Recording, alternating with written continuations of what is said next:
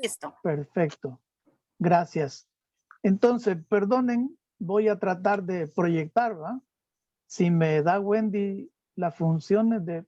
No, yo creo que pueden ver la pantalla que estoy proyectando. Sí, sí se ve. ¿Sí?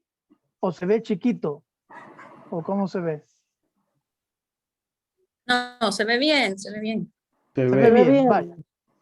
Perfecto. Entonces, este es el tema de hoy. ¿Quiénes son Francisco y Clara de Asís? Pero vamos a tratarlo desde un enfoque histórico y introduciendo un elemento que se llama la sociología. Es decir, vamos a ver los contextos propiamente, periodos, datos, ¿no? Y analizarlos no desde el contexto religioso. No vamos a tratar eso porque en la otra sesión vamos a continuar este aspecto. Y será otro hermano, ¿no? Que va a continuar con el contexto religioso en sí mismo, ¿no? Eclesial, inclusive del tiempo de Francisco. Como no tengo yo aquí la presentación, lo que estoy presentando es un PDF, entonces no puedo quitar el tema para mostrarle las dos fotografías que no son originales, ¿no? Propiamente Francisco, pero quieren decir que de algún modo Clara de Asís era bonita, bonita, preciosa esa mujer, ¿ya? Pero no así Francisco de Asís, ¿no? Francisco de Asís no era una persona muy atractiva, que digamos. O sea, tampoco digamos que era fellito, porque tenía su gracia, ¿va? Tenía sus cualidades, podríamos decir, ¿ya? Eso nos dice ¿qué? Pues nos dice un elemento interesante. Si uno se pone a configurar eso traducido en la sociedad nuestra, normalmente un fellito tiene problemas de interactuar, cosa que en Francisco no va a ser ese su problema, ¿ya? La comunicación parece que era muy favorable en sus cualidades. El caso de Clara de Asís, la comunicación en sus primeros años de vida no son del todo favorables. Y estos son interesantes datos, ¿no? Para ir conociendo estos dos personajes. Vamos a ver.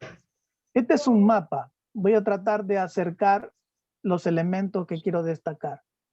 Estos son los grandes reinos que hay en tiempo de Francisco de Asís. Aunque el mapa, si ustedes ven acá, dice Europa en el año 1000. No he encontrado un mapa del 1200. Por más que di vuelta y vuelta, nada. Pero hay elementos interesantes. Si uno ve Italia, Italia no está siendo gobernada de algún modo por el Papa. Es decir, donde dice ahí estados pontificios, ¿eso qué indica? Pues son los estados que ha ganado el Papa a fuerza de guerra, ¿no? De pleitos, de concesiones con reyes. El gran Sacro Imperio Romano es el que tiene, por decir así, casi en jaque la estructura política del Papa. El Papa va a pelear, así como ustedes escuchan la palabra, militarmente, ¿ya? Con el Imperio Alemán. Ese es el punto medular, ¿ya? Entonces, ¿qué estamos diciendo? En tiempo de Francisco de Asís en algunos momentos pertenecía al Imperio Alemán y en otros momentos pertenecía al Estado Pontificio del Papa de turno, ¿no? Otra cosa importante es esto, que ya desde el año 1100 y algo hay una incursión de los árabes hacia España. Y en el año 1000 estamos hablando de que esto ha llegado a más del territorio español, ¿no? Lo que después se va a llamar el Califato de Córdoba. ¿Y eso qué significa? Pues de algún modo ya hay una presencia fuerte, ¿no? De conquista, de intervención árabe para de algún modo pues ir quitando toda esta cultura occidental. ¿Cuál es el miedo? El Papa tiene miedo de que el mundo cristiano, que es el mundo europeo, y medio del Medio Oriente, ¿no? Se convierte en musulmán. Ese es el gran problema, supuestamente. Ya vamos a ver el tema de los conflictos de las cruzadas. aquí estamos, ¿no? Esta es la región donde habitan o nace, ¿no? Francisco de Asís y Clara de Asís. Esto se llama la región de Umbría, esto que aparece en verde en el mapa de Italia. Esta es la región de Umbría, ¿ya? Umbría, claro, la agrandamos y nos toca este mapa que están viendo aquí a la derecha de su pantalla, ¿no? Entonces, en este mapa, si lo acercamos, ahí está la gran ciudad que se llama Perugia o Perusa, ¿no? Si se traduce al español. Y en chiquito, allá chiquitito, ahí está la ciudad de Asís. En tiempo de Francisco no es gran cosa. En realidad no es una ciudad pujante. Perugia es pujante. ¿Por qué? Porque Perugia es de nobles. Perugia hay dinero, hay comercio. En cambio aquí va comenzando el proceso del comercio. Pero con ser así, ya al tiempo de Francisco, en 1200 o algo, el comercio se vuelve fuerte. Y por tanto, podríamos decir que Francisco de Asís nace en una familia no noble, pero acomodada, ¿no? Económicamente acomodada. El caso de Clara de Asís, inmediatamente al ser noble, pues es de clase acomodada, por tanto vive bien. Esa mujer nace bien y nace perfecto, a toda, económicamente su vida está saldada. Entonces aquí hay una discusión entre el comercio que va iniciando en Asís y el comercio ya pujante de Perugia. ¿Por qué? Porque Perugia está conectado con, si vamos al mapa enorme, con Venecia, ¿no? Son ciudades que son altamente ya comerciales. Ya en 1200, Venecia y Florencia son ciudades italianas que no dependen de ningún rey. Ellos son autosuficientes, lo que ahora podríamos decir un país independiente, a pesar de que están dentro de un territorio de un rey. En este contexto, entonces, geográfico, podríamos decir, van a ser Francisco de Asís y Clara de Asís. Que estamos viendo acá es el Palacio de Letrán, el actual Palacio de Letrán del Papa.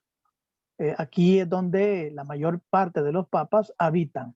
Ahí duermen, ahí se reúnen, y esta basílica, San Juan de Letrán, que está aquí atrás, ¿no? La basílica donde el obispo de Roma tiene su autoridad, ¿ya? ¿Y qué significa? Pues el Papa en tiempo de Francisco de Asís es esto y más, ¿no? Aquí hay poder, aquí hay riqueza, aquí hay ejército, ¿ya? Entonces eso es interesante porque va a contrastar con el tipo de iglesia que Francisco de Asís va a querer iniciar. Que esto es de algún modo lo novedoso. Lo novedoso de Francisco de Asís es que va a iniciar un nuevo tipo de ser iglesia, ¿ya? Vamos adelante. ¿En qué contexto estamos? Pues estamos en Inocencio III, que él nace en 1161 y va a morir en el 1216.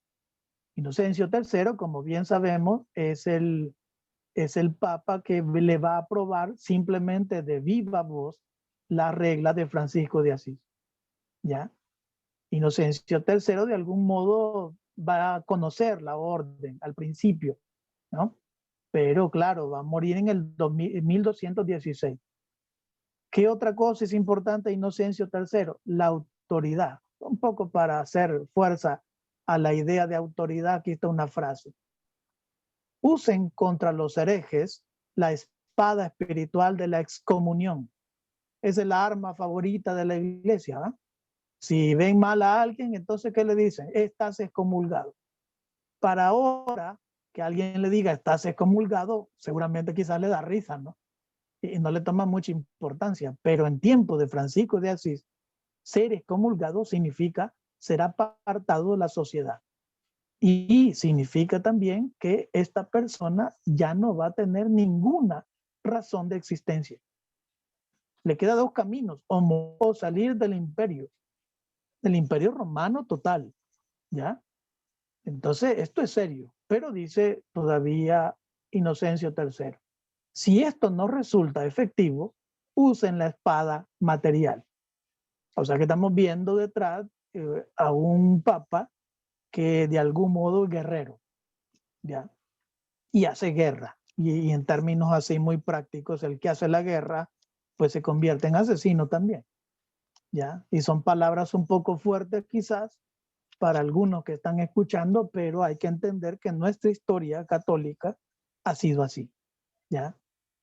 Tenemos representantes muy buenos, pero también tenemos representantes que hacen guerra, ¿ya? Y hacen violencia y hacen masacres, ¿no?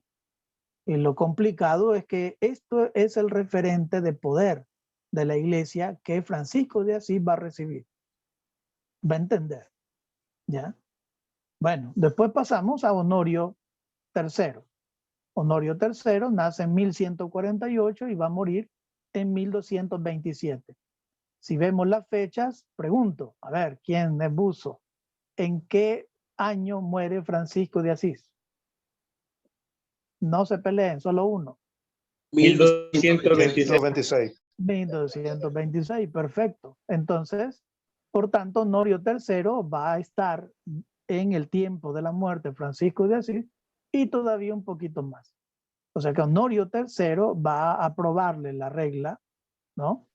Lo que llaman la regla bulada, ¿va? Se la aprueba a Francisco de Asís y para que inicie su movimiento, ¿no?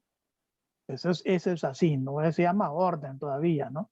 Hasta que la iglesia le otorga el título de orden. Simplemente es un movimiento eclesial. Pero ahí va comenzando toda esta historia, ¿no? Que quiero indicar también con Honorio III. Hay un elemento interesante. Honorio III también es el que va a admitir a este nuevo movimiento de las damas pobres, o lo que después le van a conocer como las damianitas, y luego después las conocemos como las clarisas, ¿ya? Pero todos estos movimientos son clave estos dos papas. Inocencio III con todos sus problemas y Honorio III también con todas sus dificultades como humano y como papa. Pero la historia no queda ahí, sino que en Clara de Asís, Gregorio IX va a ser importante. Entonces, Inocencio III, si vamos atrás, muere en 1227. Entonces, del 27 en adelante va a entrar Gregorio IX, que nace en 1170 y muere en 1241. ¿Ya? Gregorio IX va a acompañar a todo este movimiento, tanto de Francisco de Asís como de las clarisas. ¿Ya? Luego, en el 41, aparece otro papa, que no hay mucho registro de él porque apenas dura casi un año. No se sabe ni siquiera la fecha de nacimiento.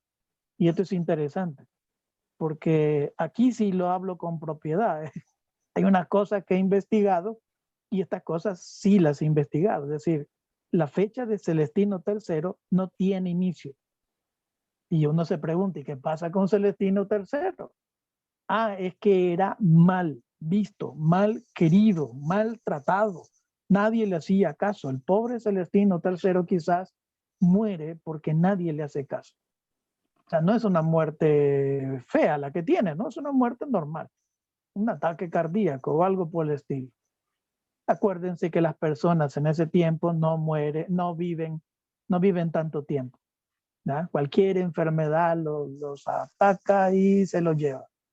Bueno, el último, que va a ser importante para el movimiento de las clarisas y también para el movimiento franciscano, es Inocencio IV. Inocencio IV va a ser el que va a aprobar la regla.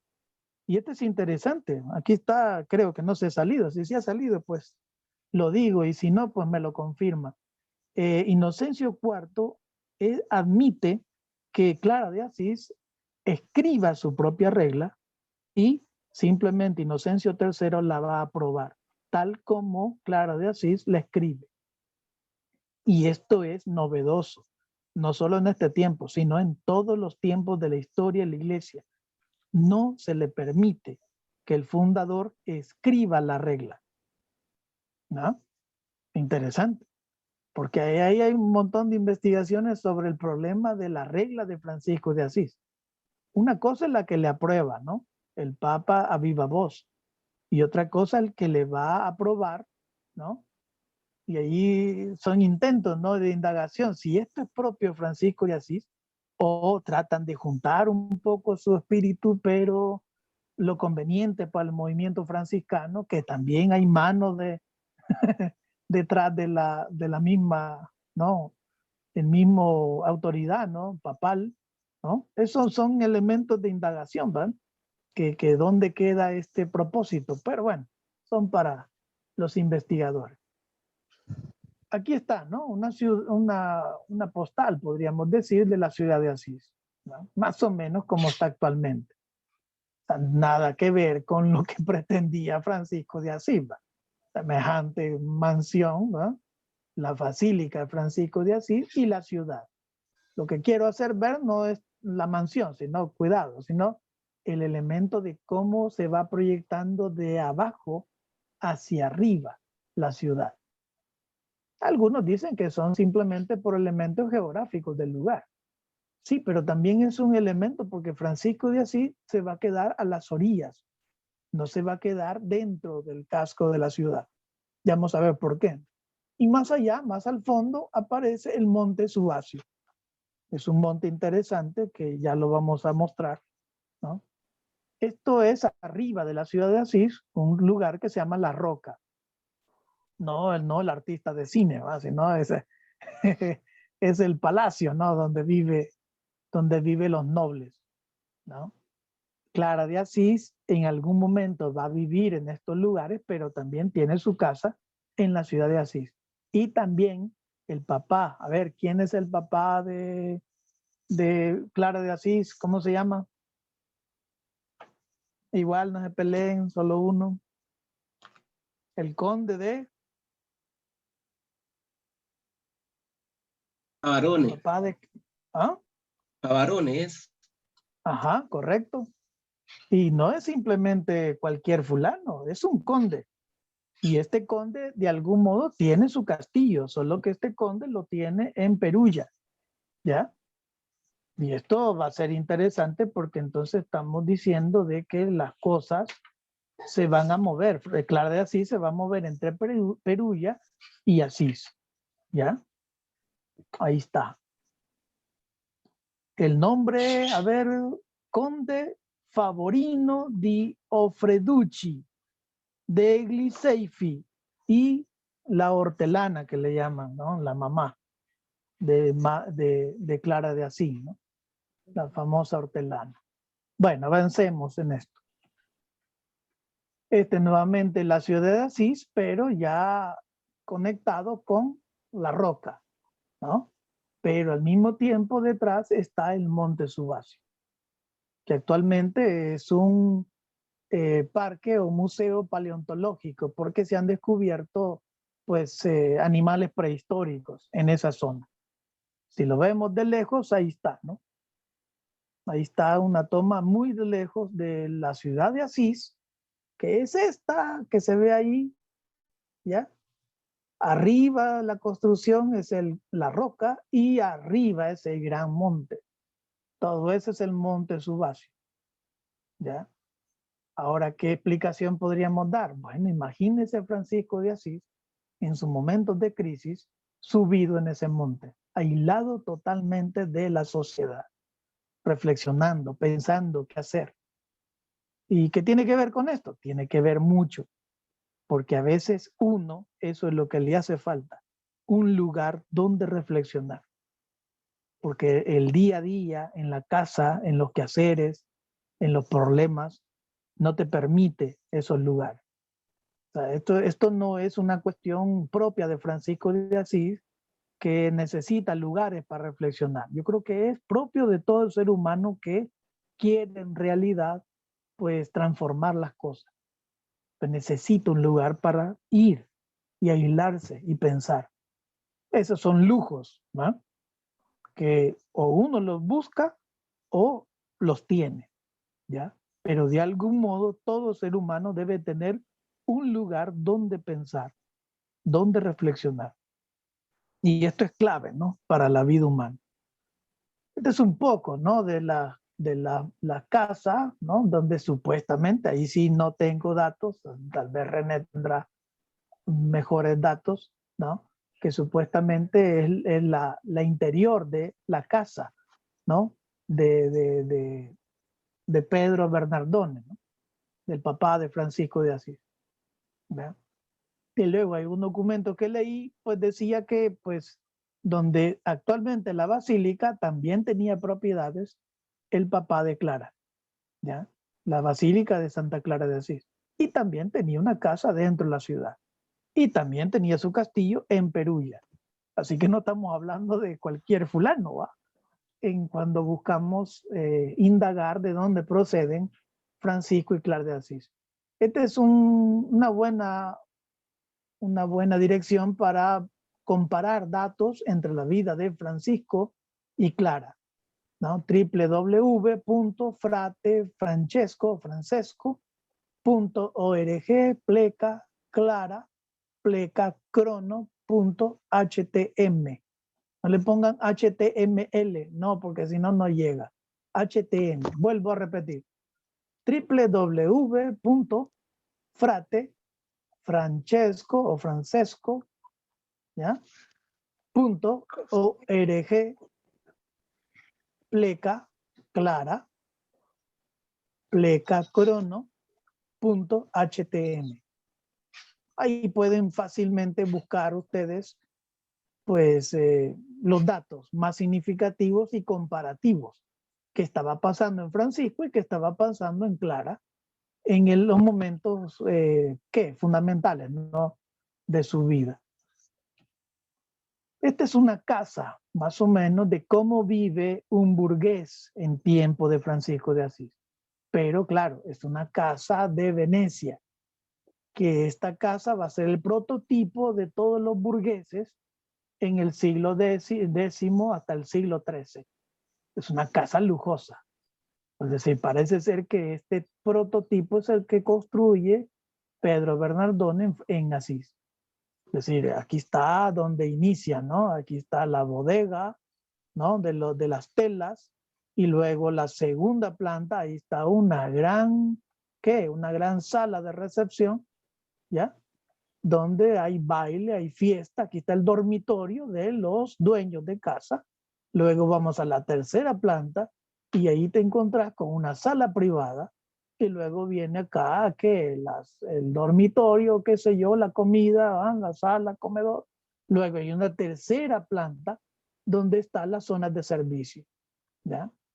Y también una otra sala privada ya más para la familia, y en el tejado, ¿no? Con el desván o arriba casi por el techo, no sé qué otro concepto mencionar, está donde vive la servidumbre, ¿ya? La servidumbre, al vivir casi en el techo, se muere de frío. No crea que son casas de esas gringas, ¿va? Que las aíslan para el frío. Nuestros pobres sufren. Y la servidumbre va a vivir arriba, ¿ya? Para que nadie las vea. Solo las ven cuando tienen que servir al dueño de casa. En ese ambiente nace un niño, un joven, un chico, llamado Francisco de Asís, donde tiene sirvientes, ¿eh? Y tiene un montón de cosas privilegiadas para vivir. Ahí, lógicamente, en su jardín, ¿va? Atrás de su casa. ¿Qué estamos diciendo? Estamos delante de una estructura muy piramidal.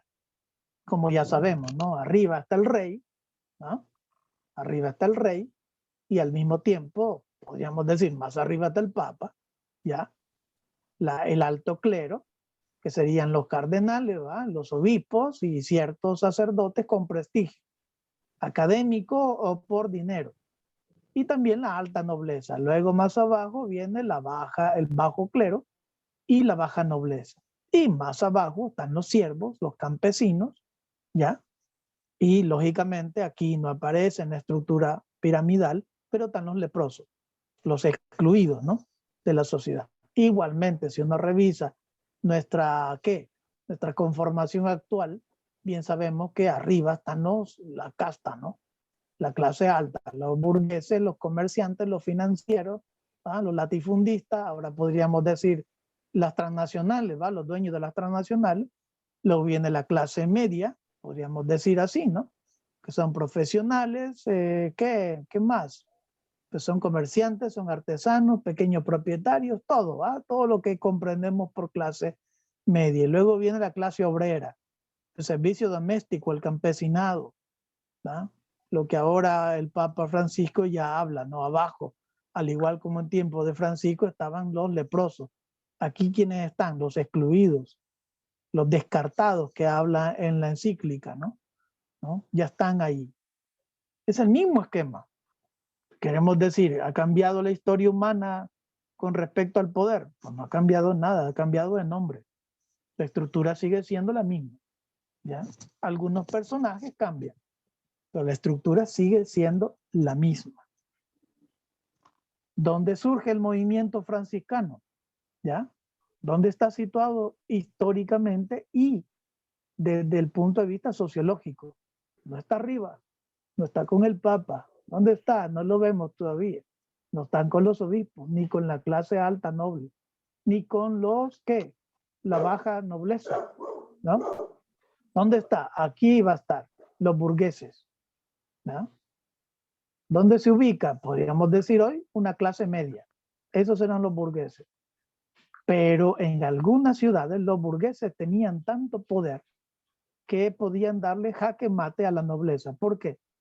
Porque el dinero es el que manda.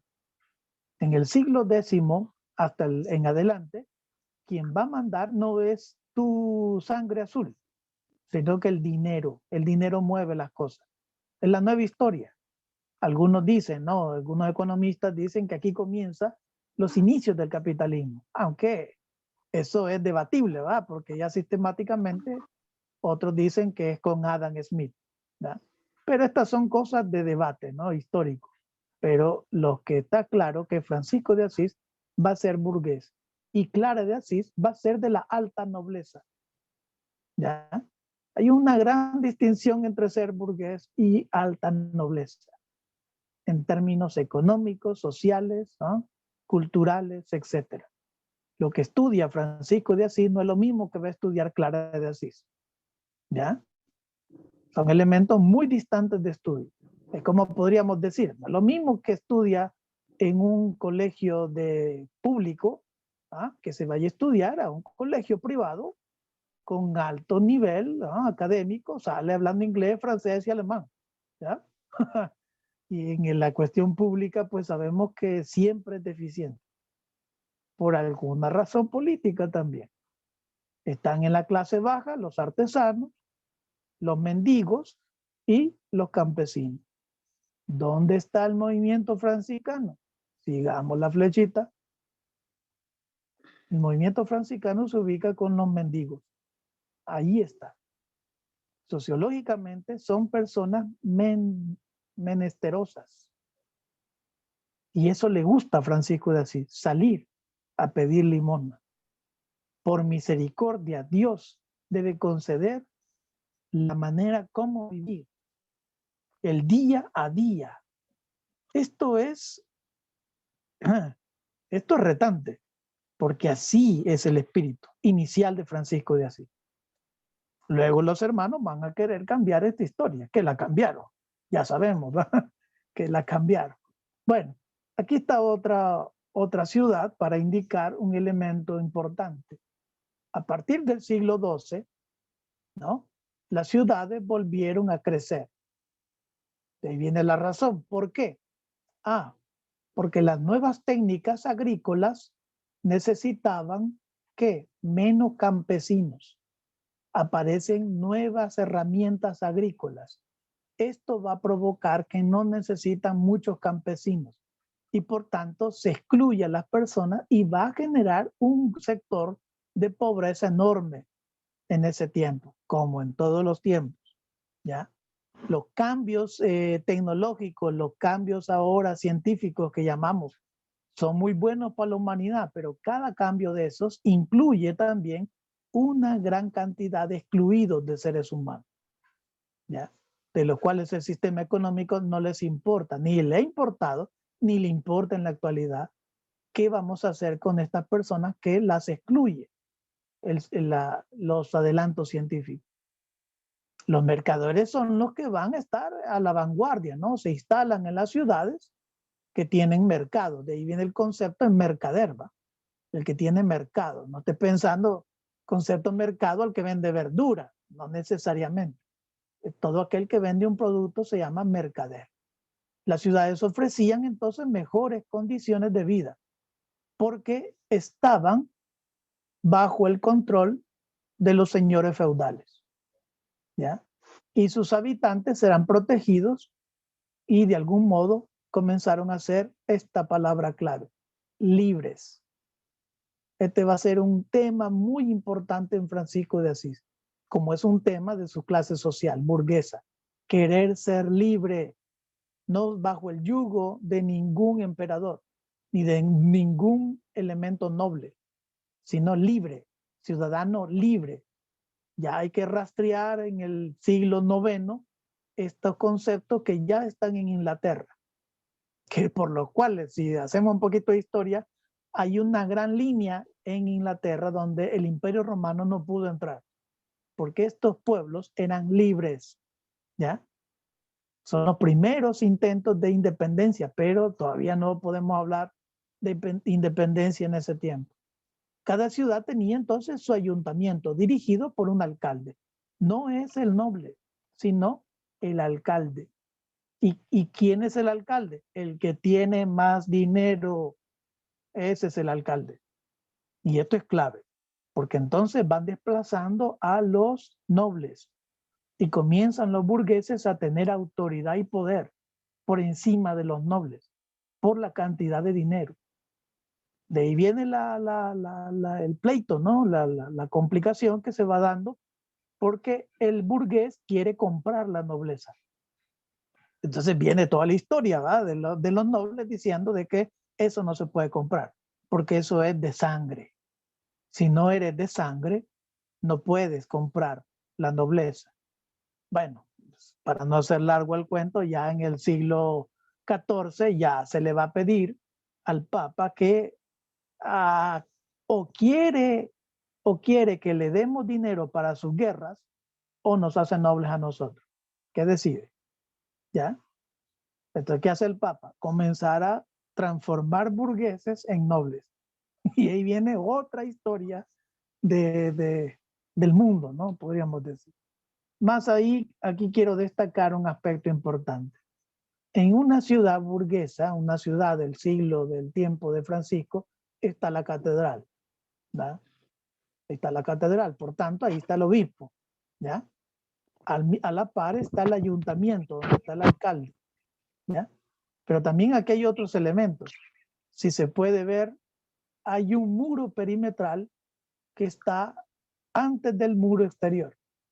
Y ese muro perimetral divide la ciudad entre nobles y burgueses. Y ahí está un muro exterior, ¿ya? Está claro la división, a pesar de que hay importancia una cosa y otra, pero es clara la división que aquí hay nobles y burgueses. ¿Dónde están los pobres? Fuera de la ciudad. Estar fuera de la ciudad, estar fuera de la intemperie de vándalos, de todo, de pícaros, de lo que sea, ¿ya? A estos pobres cada día es un día logrado, ¿ya? Entonces, es la cuestión. ¿Dónde se ubica geográficamente el movimiento franciscano? Hacia afuera de la ciudad. No está dentro. No quiere ser burgués, no quiere ser noble. No quiere estar en la posición de poder. Quiere estar fuera, con los campesinos, con los leprosos, con los excluidos. Ahí quiere estar Francisco de Asís. Aquí es ese otro modelo cuando tenemos una ciudad solo de nobles del tiempo de Francisco de Asís, porque no hay muro interior, sino que hay un solo muro exterior. ¿Y eso qué significa? Esta es una ciudad de nobles, donde no hay burgueses. Aquí hay poder, por tanto, ¿no? Poder político y poder decisivo de las cosas. Esto no cambia con la historia nuestra, ¿ya? Ahí tenés una fotografía de Panamá, ¿no? Para los panameños, ¿no? Allá los grandes edificios y las barriadas, ¿no? Que siempre hay. Otra aquí de Venezuela, donde hay un gran edificio donde si pueden ver, cada nivel tiene su piscina, ¿no? Cada nivel tiene su piscina. pero al mismo tiempo hay un gran muro donde aquí está el pueblo, ¿ya? Devanándose por la vida o la muerte cada día, ¿no? Y aquí está una fotografía famosa, ¿va? De Dubái, en los Emiratos Árabes, donde también hay una exclusión enorme, ¿no? Porque si uno camina más allá, entonces te encontrarás con las ciudades de pobres. Son las que trabajan en esta ciudad lujosa. No crean que son los ricos los que trabajan, ¿no? Son los pobres los que van a ir a trabajar en estas ciudades, los que mueven la ciudad, ¿ya? A ver, una pregunta de actualidad.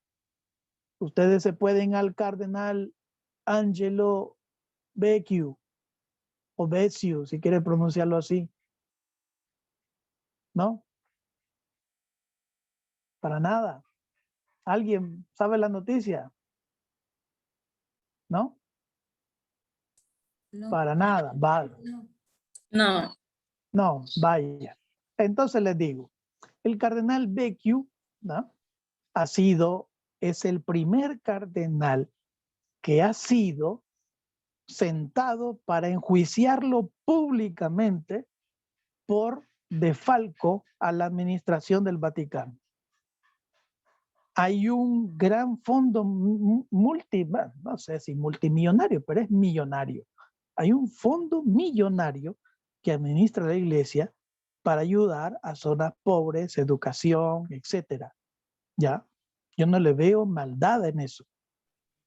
Porque si hay pisto, ¿el pisto para qué es? Para ayudar. Y yo creo que Francisco de Asís tiene claro esa cosa. ¿Por qué me salí, Entonces, María? ¿Por qué me salí? Hola, apaguen el micrófono, por favor. Siempre. No se les olvide. Bueno, para no hacer largo la cosa, Francisco de Asís lo ha, por decir así, enjuiciado y le pidió su renuncia. Claro, el cardenal automáticamente pues le da su renuncia. Aquí estamos hablando, ¿y por qué le presento la casa? ¿Ah? Esta casa. Wendy, como usted es la anfitriona, simplemente para ayudarle al que va entrando o se le olvida apagar el micrófono, usted puede apagarle el micrófono a alguien, ¿verdad? Con respeto, ¿ya? Bueno, Sí, sí, sí. volvamos. Esta casa es el lugar, ¿no? Del litigio, porque esta casa está en un barrio de Inglaterra que se llama el Chelsea, de ahí viene la cuestión de fútbol, ¿va? El equipo de fútbol del Chelsea, ¿va? ¿Ah? Vale 200 millones de dólares esta mansión, donde tiene 3 niveles hacia abajo también. No crea que es así nomás, son 3 niveles hacia arriba y de lujo. No estamos hablando cualquier caserillo. ¿Ah? Este es el litigio. ¿Qué dice el cardenal? Pues no, me retiro y me llevo mis millones y mi casita. ¿Ya? Porque entonces me van a difamar, me van a quitar todo y voy a seguir siendo cardenal. Pues mire que estos problemas que vemos hoy siempre se han dado. Y en tiempo de Francisco de Asís, seguramente tuvo un montón de problemas de esto. Tuvo que verlo y tuvo que tomar posición sobre esto. ¿Ya? Aquí están como antecedentes. ¿Antecedentes de qué? Antecedentes de las cruzadas. Las cruzadas son entre 1096 a 1291. ¿Ya? ¿Cuáles son las antecedentes de la cruzada? Son organizadas por caballeros cristianos, ¿ya? Occidentales, impulsados por el Papa Urbano II para expulsar los musulmanes de Tierra Santa, ¿ya? O el territorio de Jerusalén. ¿El concepto cuál es? Porque salió un predicador en el siglo IX diciendo de que no puede ser posible que las tierras donde Jesús habitaba estén plagadas de paganos. Entonces ahí viene hasta que Urbano, el Papa Urbano, se le ocurre, hagamos una cruzada, liberemos las ciudades donde vivía Jesús. ¿Va? Estos son los grandes famosos como caballeros, ¿va? Godofredo de Bouillon, Bohemundo de Tarento y el conde Raimundo IV de Tolosa. ¿Ya? ¿Cuántas cruzadas hay? ¡Wow! Cruzadas son 8. Ahí están, ¿no? Después les voy a mandar esta presentación que va desde 1096 hasta 1270, que finaliza la última cruzada y va a terminar con 1291. ¿Dónde participa Francisco de Asís? En la cuarta cruzada, ¿ya? Donde él va hacia los Tierra Santa, pero quizá ni saliendo de la Umbría, aquel mapita que les presenté al principio, ¿ya? Ni siquiera salido de su propia región, donde escucha una voz y le dice, ¿a quién quiere servir? ¿Al amo o al siervo? Francisco le dice, lógicamente que al amo. Entonces la voz le dice, ¿por qué sirves al siervo? Inmediatamente Francisco de Asís dice, bueno, ¿quién es el amo? El amo es el Papa. En este caso, ¿cuál Papa? Inocencio III. ¿Va? Es el que va a patrocinar la cuarta cruzada. Inocencio III, que es el Papa que está en tiempo Francisco de Asís. ¿Ya? Entonces, si el Papa es el amo, ¿cómo es posible que esta voz me diga que el Papa es el siervo? Entonces, ¿quién es el amo? ¿Ah? Automáticamente la respuesta ya sabemos quién es. ¿Va? Luego va a intervenir en la quinta cruzada, organizada ya por Inocencio III también, ¿ya? Pero en esta cruzada ya sabemos que es el encuentro con el sultán. Aquí hay dos modelos de ser iglesia. La cuarta cruzada y la quinta cruzada para Francisco de Asís. El modelo de poder y la voz que le dice que tiene que cambiar totalmente su esquema de poder, y en la quinta cruzada donde él da testimonio. Acuérdense los mártires, ¿va? Que llegan a tierras que primero le impresiona a Antonio de Padua, y por eso Antonio de Padua, San Antonio, va a querer ir a predicar a tierras musulmanas, pero tampoco le es posible porque se enferma. De igual manera, Francisco de Asís no puede en la cuarta, pero va a la quinta y llega hasta hablar con el sultán. Ya. Bueno, un poco sigamos la historia. Esta es una pintura de la cual ya sabemos, ¿va? Cuando Francisco dice ya no más Pedro Bernardone, sino nuestro Padre que está en los cielos, y comienza todo el proceso de su conversión. La conversión no es fácil, porque tiene que desligarse de este concepto de poder, de ser cruzado, de ser caballero, ¿ya? De conseguir prestigio, conseguir nobleza. Es el mismo concepto de todos nosotros que queremos ir hacia arriba, ganar, prosperidad, casas, autos, ¿no? Nos encanta esa comodidad porque es fácil. Una vida así es fácil, ¿sabes? Nadie quiere ir hacia abajo. Francisco de Asís quiere ir hacia abajo. Ese es el punto medular de esta historia, ¿ya? ¿Un cruzado qué es? Con todo lo que querrás, en nombre de Dios va a hacer la guerra. No, un cruzado es un asesino, como un militar, ¿no? Es un asesino, está pagado y está enviado para ser asesino. Y lo que va a hacer es genocidio, ¿no? Eso es lo que se hace en las cruzadas, lastimosamente. Pero en esta cruzada, en la quinta cruzada, va a aparecer un concilio que se llama el Concilio de Letrán. Y este concilio va a generar también una cruzada contra las herejías, que ya vamos a ver más adelante. Este es un poco para resaltar, ¿va? Este encuentro en el 1219, ¿va? Del encuentro con el sultán. Pero me gustó esta caricatura de un Francisco de Asís bien tranquilo, que si ustedes se fijan tiene la mano hacia atrás dándole comer las aves. Con tranquilidad se le acerca, lo saluda, y la carita que tiene el sultán, ¿ya? La admiración, no es cara de asustado, admiración, porque está viendo otro modelo de ser cristiano. Y aquí viene la pregunta para todos nosotros: ¿qué modelo de cristiano es el que me encanta? ¿El del poder? ¿El de ir hacia arriba? ¿El de que me aplaudan? ¿O el servicio? ¿El de la humildad? ¿El de la sencillez? El que nunca me aplaudan y el que nunca saben quién es el que ha hecho las cosas, pero solo Dios sabe y Dios te dará la recompensa. Esos son elementos interesantes. Vamos entonces a ver las grandes escuelas, rápido, ¿no? Escolásticas. Primero tenemos la escuela aristotélica, ¿ya? Atendiendo a la doctrina católica, usaron la lógica y la razón para discernir las verdades terrenales y divinas, bajo la integración de las cosas usando la filosofía aristotélica. Sostenía la bondad esencial del humano. Su primer exponente es Pedro Abelardo, y luego surgirá Tomás de Aquino, retomando la teoría de Aristóteles. Luego viene la escuela mística, que era famosa en tiempo de Francisco de Asís. La escuela mística son influidos por la filosofía de Platón, y luego algunos, en este caso la ciudad de Dios de Agustín de Hipona, San Agustín, ¿no? Reflejan un mundo dividido, donde la libertad y voluntad humana están regidas por Dios, y la tendencia de afirmar la maldad en el humano, ¿ya? Estos son complicados porque primero van a detestar el concepto de que Dios, en el caso de Jesús, sea humano, sino que solo es divino.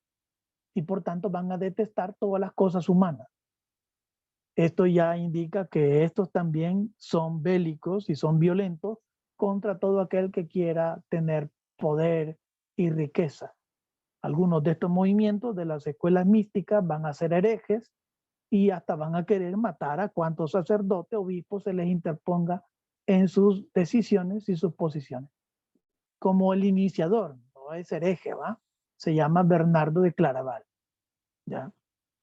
Y está la escuela franciscana, que es una nueva propuesta que va a inaugurar los seguidores de Francisco de Asís. Trata de superar la disputa entre Platón y Aristóteles, por tanto, la escuela aristotélica y la escuela mística, y van a tratar de introducir un elemento nuevo. ¿El qué? La individualidad. Cada ser humano es valioso, no importa quién sea. Y esto es un concepto fácil de entender, pero difícil de vivir. Todos valen. Hasta mi enemigo, como dice Jesús. La apertura humana, todos tenemos la posibilidad de hacer lo que podamos y lo que querramos en cierto sentido correcto, ¿no? De lo que decimos, lo que querramos. Casi siguiendo la teoría de Pablo que dice ama y haz lo que quieras, ¿no? La integración con toda la creación, la plenitud de la creación. Esta es la primera escuela que va a introducir que la creación está todavía iniciando. Es decir, no se ha creado todo. Va comenzando, va iniciando. Así que esas personas que dicen que ya viene el rey, ya viene Jesús, y que arrepiéntanse, hermanos, porque pronto vendrá. No se aflija, hijo. No se aflija. Nos vamos a morir y nos va a venir. ¿Y por qué? Porque la escuela franciscana nos dice que todavía hay mucho en la creación que dar de sí.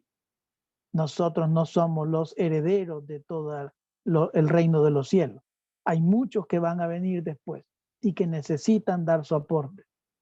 Y nuestra tarea, ¿cuál es? Nuestra tarea es brindarles el espacio posible, mejor, para que ellos puedan desarrollarse. Una vida de pobreza, y en este caso radical, ¿ya? Y de algún modo una mesa común para todos, donde el modelo no es piramidal, sino es una figura como redonda, ¿no?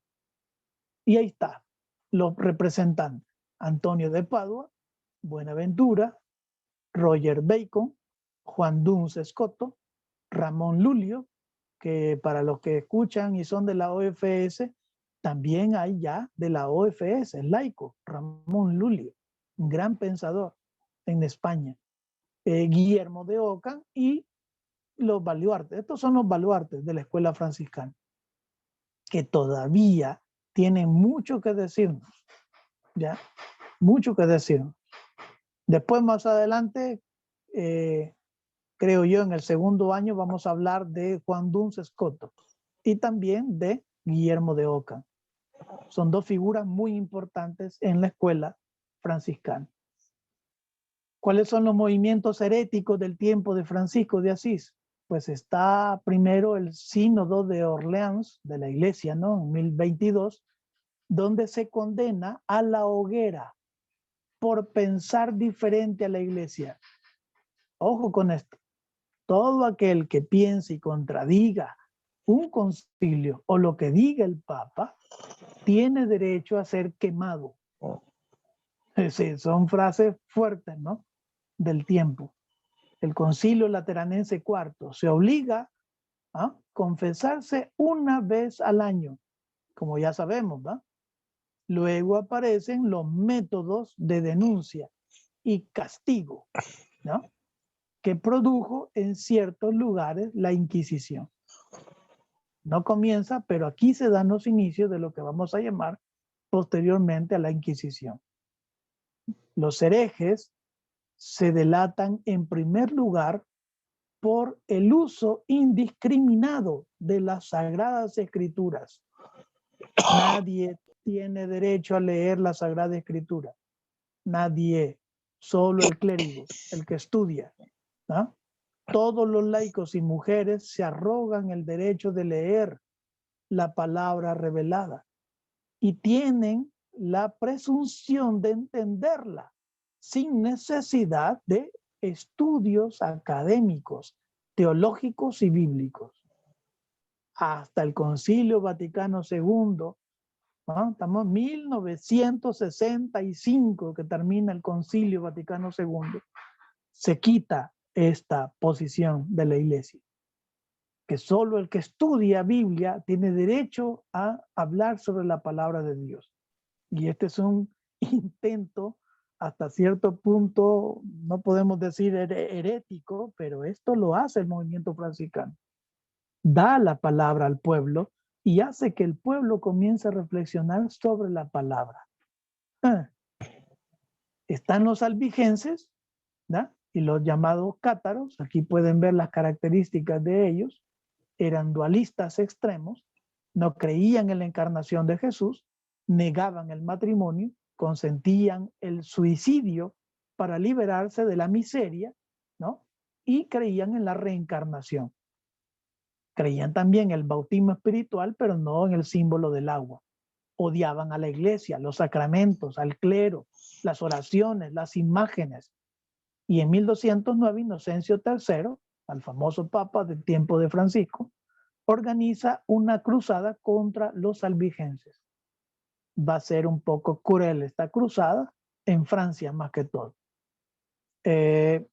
Los Hermanos del Libre Espíritu, otro movimiento por lo cual el Papa tiene muchas dudas de aprobar el movimiento de Francisco de Asís, porque se parecen mucho a este movimiento. Y ojo con las características de carácter libertino. Acuérdense, el libertino en ese tiempo era aquel que podía festejar abiertamente, sonreír, hablar libremente, ¿ya? Eso era libertino para el tiempo. De absoluta desinhibición, desnudo público, como símbolo de perfección. Acuérdense de Francisco de Asís desnudándose frente a el Padre y amparándose al obispo ugolino del tiempo de Asís, ¿no? O sea, este es hermano del libre espíritu, este es un hereje.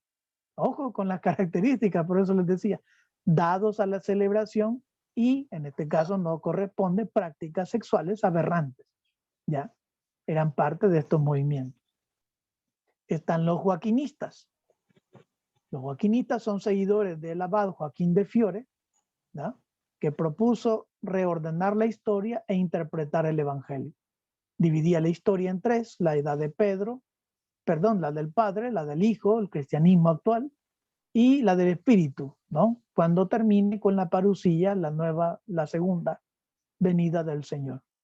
El nuevo evangelio sustituye la jerarquía corrupta de la iglesia. Ellos quieren escribir un nuevo evangelio. Sus ideas fueron condenadas en el Concilio IV de Letrán en 1215. Vean la fecha porque es tiempo todavía de vida de Francisco de Asís. Y él tiene que debatirse para que sus hermanos no sean catalogados de herejes, ¿no? Los valdenses o pobres de Lyon, considerados sucesores del cristianismo primitivo, motivados por Mateo 19:21, donde dice: anda, si quieres seguirme, anda, ve, vende todo lo que tienes, dale el dinero a los pobres y luego sígueme. Si no haces esto, entonces no eres digno de mí, ¿no? Se tradujo la Biblia a lengua común Esto provocó la simpatía en el pueblo y muchos grupos se volvían agresivos, violentos. Bueno, yo, como no perdimos mucho tiempo, porque no pude conectarme de la manera correcta, pero yo quería hacer dos preguntas que podríamos conversar rápidamente mientras llegan las 3 o 3:05 por ahí. ¿Qué significaría vivir el Evangelio como Francisco o como Clara de Asís también, hoy en el siglo XXI? Y segunda pregunta, ¿qué hay que cambiar para realizar ese sueño de Francisco de vivir casado con la dama pobreza? Porque castidad es un valor que estaba siempre en la iglesia. Obediencia, el lógico que era obediente, todo el que es clérigo, todo el que es religioso, religiosa, tiene que ser obediente. Y si no es obediente, lo expulsan. Así de fácil. Pero no la pobreza. En la pobreza es otro elemento. ¿Ya? Pero una pobreza evangélica. Aquí está el punto. No sé, les dejo abierto el conversatorio para que intervengamos o preguntemos o lo que quieran.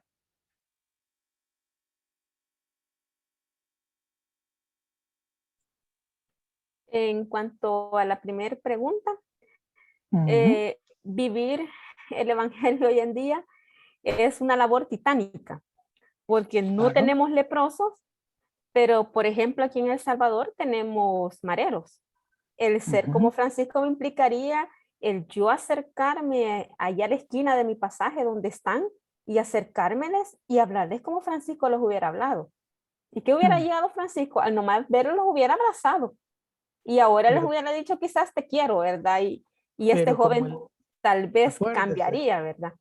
Pero, acuérdese, pero, sí, perdón. pero, pero ahí viene el detalle, que en nuestra sociedad ahorita no nos podemos dar el lujo de solo acercarnos a uno de estas personas porque se malinterpreta o se puede llegar a la conclusión de que, no, allá está, entonces ella les ayuda. Entonces ella es también. Entonces ahí viene un problema ya social donde la policía o las personas que están cerca, no, esa es también. Entonces ya uno por querer ayudar a veces, pues ya es como que se embarra de lo mismo, ¿verdad? Entonces viene ya una consecuencia.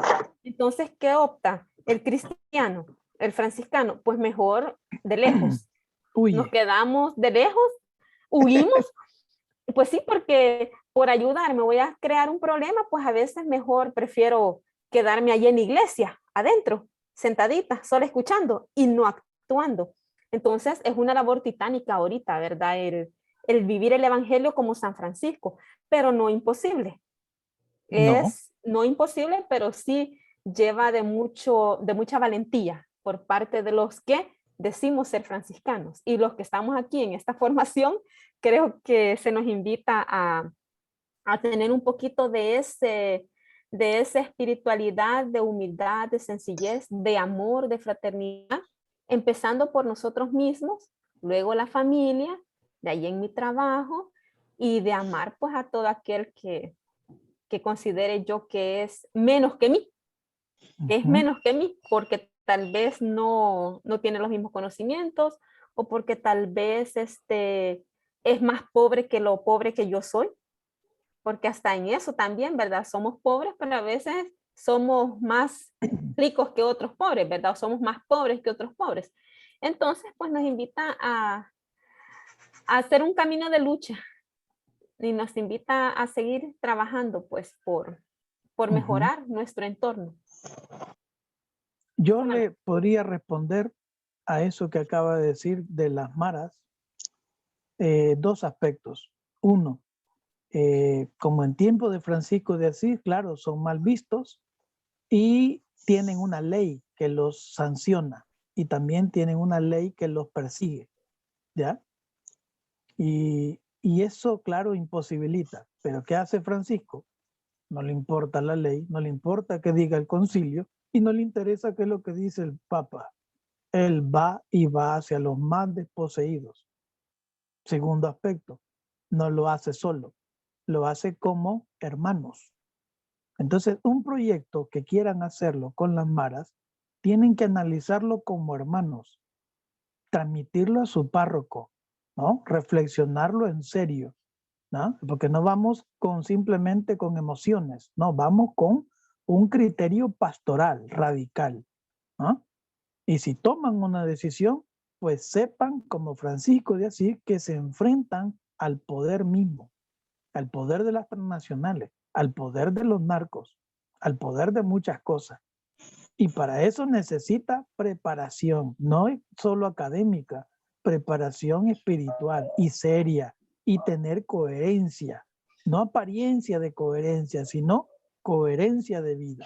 Porque entonces el mismo sistema y la misma maldad de toda la estructura que habita ahí, se la van a comer a todos ustedes, ¿ya? Y no van a pasar a ser mártires, sino simplemente gente que no analizó y las mataron.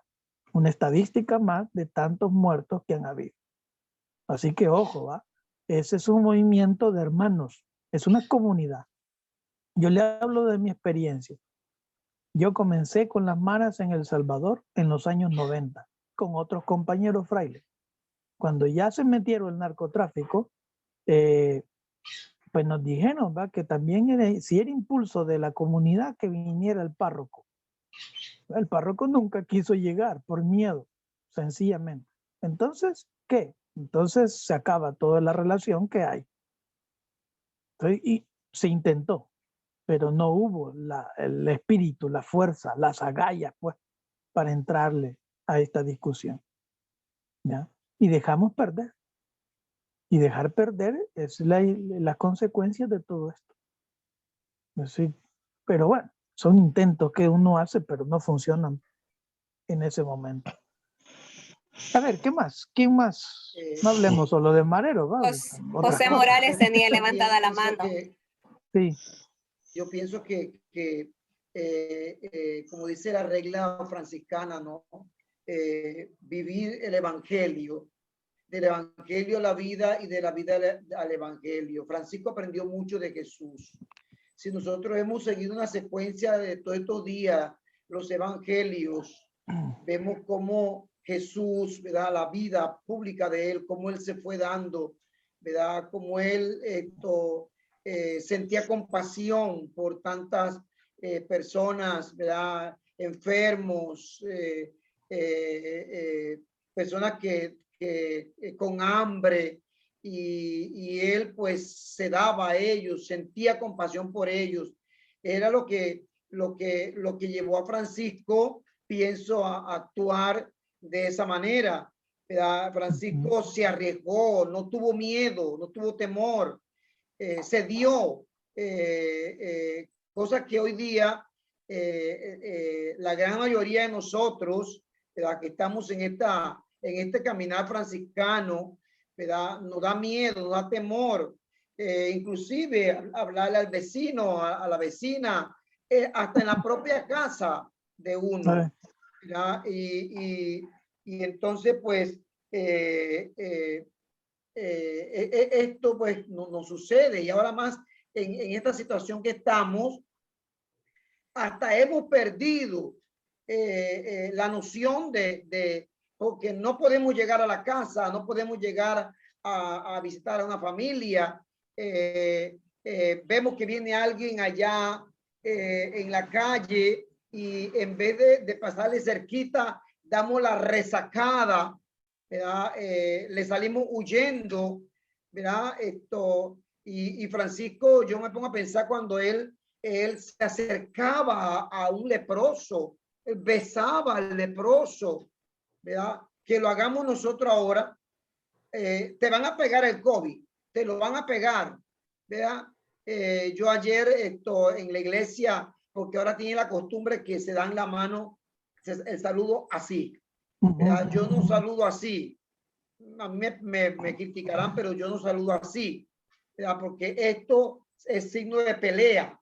Yo siempre he dicho que eso es signo de pelea. Si me dan la mano así, me están invitando a pelear.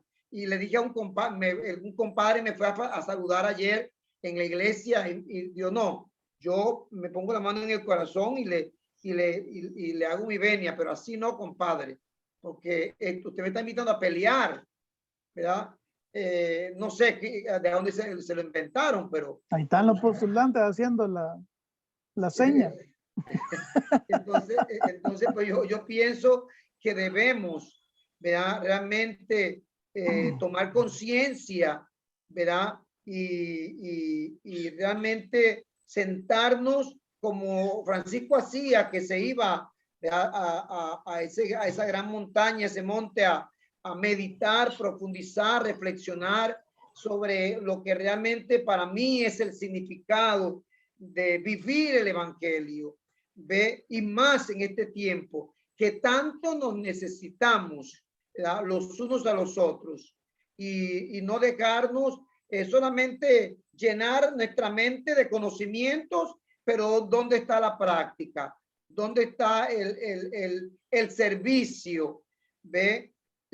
Si yo predico, debe haber coherencia con lo que estoy diciendo.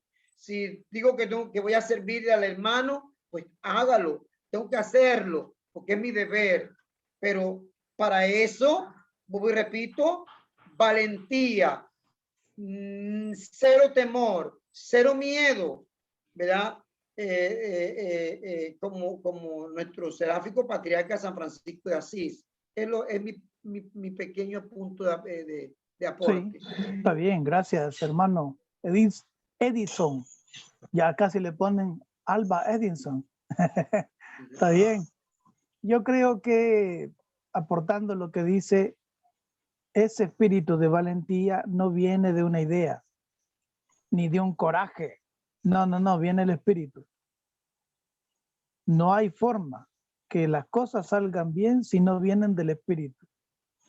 Y el espíritu no solo es individual, es colectivo. ¿Ya? Y eso sí es importante. El movimiento tanto de Jesús como de Francisco es colectivo, no es individual. ¿Qué hace Francisco de Asís cuando todos los hermanos ya no quieren vivir la pobreza y ya quieren vivir cómodos en conventos? Los deja. No puede, ¿no? Los deja. Pero sepan que no es el espíritu que el Señor me ha dicho a mí. No es ese. A mí me ha dicho que debemos vivir en santa pobreza. No me ha dicho que debemos vivir con comodidades. Y ese es un gran lastre y también es una gran crítica actual, vigente, de todo lo que se llaman franciscanos, ¿ya? Que quieren vivir en comodidad, en prestigio, en poder, en riqueza, ¿ya? Pero no quieren vivir abajo, sencillo, con los pobres.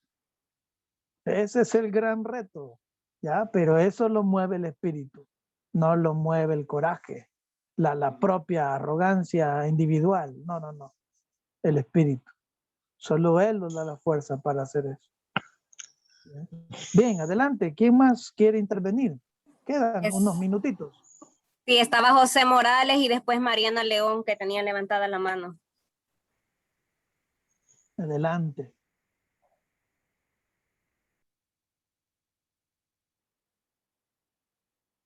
Adelante, José. Y si no, Adriana, el primero que hable. Hola, buenas tardes. Buenas tardes. Bueno, gracias.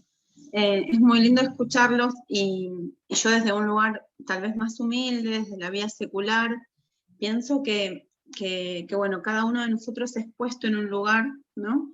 A veces lo elegimos, a veces no, pero vivir hoy a Francisco nos lleva a mirar cuáles son las orillas del lugar donde somos puestos. Yo trabajo en una escuela franciscana y bueno, mi compañera es la que mayor formación tiene en la mirada de Francisco y yo hoy me siento interpelada que algún día ella no esté y tener que tomar esta posta, ¿no?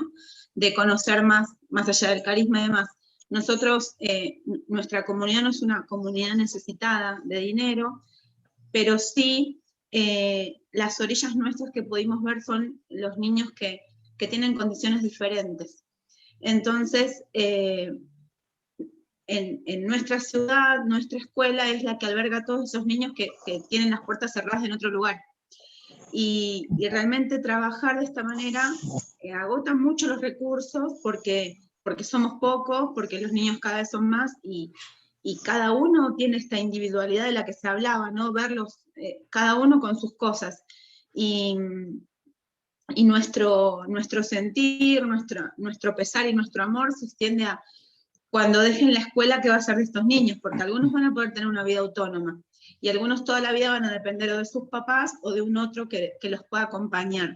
Pero bueno, en este sentir hay que formar a las personas que tengamos al lado, como decía recién el hermano, que bueno, cuando veía la comodidad Francisco se iba, pero es muy difícil poder entusiasmar y contagiar la alegría y el amor para que otros puedan trabajar, porque no podemos ser poquitos, cada niño tiene su particularidad y hoy por hoy nos sentimos orgullosos que busquen a un franciscano para poder confiar a sus hijos, a todos los hijos, porque tenemos más de 500 niños, pero a todos estos nenes que tienen condiciones. Nosotros en este momento no llegan a 20, pero cada uno tiene sus particularidades y trabajamos con muchas otras instituciones para poder acompañarlos realmente como cada uno merece, ¿no? No es que estén en inferioridad de condiciones. Y una cosa que les queremos enseñar a todos estos niños que están con nosotros es que esto no es inclusión, esto tiene que ser convivencia, y convivencia por el amor que Dios nos hizo a imagen, semejanza, y que todos somos iguales. Entonces, ese es el mayor desafío, que hoy lo hacemos nosotros, pero que podamos ver en otros que lo puedan hacer. Y ahí yo veo a los postulantes y me emociona porque algo que está carente donde yo vivo es la vocación. No están saliendo vocaciones y la verdad que se necesita un montón. Se necesita un montón gente que guíe al resto de las personas. Así que bueno, esa es mi humilde mirada sobre cómo hoy vivir el franciscanismo. Yo diría dos cosas de lo que ha contado la hermana. Uno, la vocación siempre surge cuando hay testimonio. Y si no hay testimonio en el ambiente, en las instituciones, inclusive con pesar, ¿no?, dentro de nuestra iglesia, eso es lo que no posibilita que exista vocaciones. El testimonio es la clave para una vocación. Y no solo vocación para ser sacerdote, religiosa, no, es para ser cristiano, buen cristiano. Y segundo, creo que ustedes entienden más que yo, que doy clases de Biblia y bla, bla, bla, bla. Ustedes entienden más esto que dice Jesús. Si lo hicieron con uno de los más pequeños, conmigo lo hicieron. Yo creo que sí. Y ánimo, ¿no? Porque no está sola, no crea que pasa sola, ¿no? Es encomiable la labor que hacen y creo que muchas personas, no tienen 500 personas, pero tienen, sí, siempre responsabilidades que hacer. Y hay que seguir, ¿no? Porque el mérito no es cuánto logre, sino en sí mismo lo que se hace, que parece sencillo y humilde, pero lo que se hace es grande y es grandioso para un ser humano, que lastimosamente dentro de 20, 30 años se va a poder observar lo que usted hace, que es lo que ya tenemos. Yo tengo 50 años, ya se me acerca un alumno, ya mayor, profesional, y me dice, muchas gracias, profesor.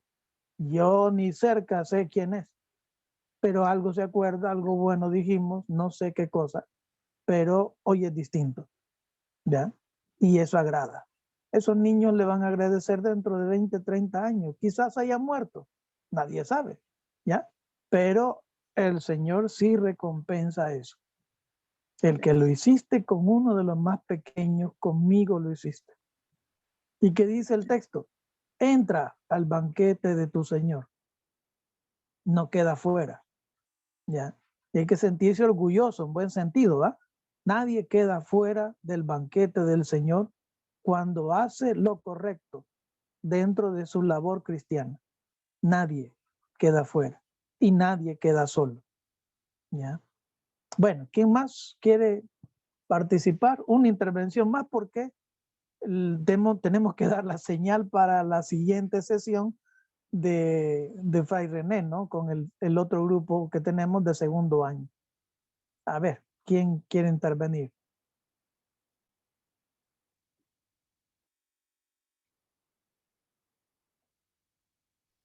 Así bien, no sé si me escuchan. Claro que sí. Bueno, quisiera, para la primera pregunta, ¿qué significa vivir el Evangelio como Francisco y Clara hoy en el siglo XXI? Pues me parece a mí que promover la espiritualidad franciscana dentro de nuestros ambientes, una obediencia a la verdad, una concientización de que somos templos del Espíritu Santo para amar la castidad y aprender a vivir sin propio. Lo que tengo, lo tengo como administrador. En el caso de la pobreza, y quienes quieren abrazar la pobreza como Francisco, pues independientemente del estado en el que estén, pues lo pueden hacer. Esa sería mi aportación. Gracias. Perfecto. Pero acuerda, hermano, que esto se pone a prueba cuando vienen las dificultades. ¿Ya? Es ahí donde uno realmente dice, soy quien soy. ¿Ya? Cuando dice, bueno, cuando, no sé si el hermano es religioso, perdone si estaba, porque no puedo ver a todos, por eso. No. ¿Ya? Franciscano Es decir, seglar, franciscano seglar. bueno, franciscano seglar, pero imagínese que fuera religioso. Y es bien bonito escuchar, vivir en obediencia, sin nada propio y en castidad. Es bonito decir esa frase, ¿no? Y decirla varias veces mientras va haciendo la profesión temporal y luego al final la dice cuando hace la profesión solemne. A ver, pero sí, pero cuando viene la soledad y cuando vienen las ganas de, ¿no? De querer congeniar con una mujer y sentirse simpático con alguien, cuando viene eso, o sea, ¿qué herramientas tengo yo para enfrentar eso? ¿Qué elementos de espiritualidad, qué elementos científicos, ¿no? Tengo para enfrentar la sexualidad, entender mi sexualidad, comprender la mujer, comprender muchas cosas? ¿Tengo esas herramientas? Pues a veces no las tengo. Y esos son los problemas por los cuales parte de esto queremos contribuir, ¿no? Formar. Pero formamos y a veces se nos va el tiempo hablando, perdonen, ¿ah? Pero estos coloquios son más importantes que la misma formación, ¿ya? ¿Por qué? Porque es ahí donde tendríamos que intervenir, ¿va? Y bueno, y en este caso, ¿qué hacemos, pues? ¿Y qué podemos hacer? Y si el que está dando la charla no puede hablar, digo, no puede dar un consejo correcto, entonces aquí estamos, ¿cuántos? Más de 60 personas, ¿ya? Más de 60 hermanos trabajados y medio convertidos, va, tratando de ganarse el reino de los cielos. Pues sí, algo de bueno tenemos entre todos y algo de bueno podemos ayudar, ¿no? No sé si quizás podríamos hacer, es un parte de las cosas que hemos estado dialogando, ¿no? La vez pasada. Hoy porque me falló la tecnología, pero quizás haría falta más coloquio, ¿va? Más coloquio, más intervención, más curiosidad, ¿ya? Más preguntadera, pues. Bueno, porque preguntando es que se aprende. O también leyendo, si el que le da ganas por leer, pero preguntando también se aprende. Bueno, no sé si algo rápido, alguien tiene que decir algo. Pues si no, entonces le pido a la hermana Wendy, por favor, que pues que guarde eso y como tiene mi correo, ahí nos ponemos